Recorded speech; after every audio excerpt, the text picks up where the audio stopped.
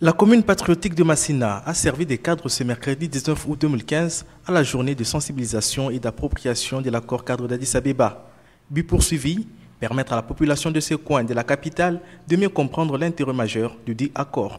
Pour ce faire, le réseau PRODES a invité le mécanisme national de suivi, qui est l'organe chargé de la mise en œuvre et de la supervision de cet accord, signé en février 2013 par le président de la République Joseph Kabila Kabange. Gérard Ntumba, directeur des cabinets du coordonnateur du mécanisme national de suivi, a expliqué l'importance et le bien fondé de l'accord cadre d'Addis Abeba, qui est un accord d'espoir pour le peuple congolais tout entier. Il a ensuite répondu de manière claire aux questions des participants en ce qui concerne les dialogues politiques en vue dans notre pays, la résolution 2098 et 2211 du Conseil de sécurité des Nations Unies. L'accord cadre tel qu'il est stipulé, il est recommandé au gouvernement de la RDC de le mettre en œuvre en toute souveraineté.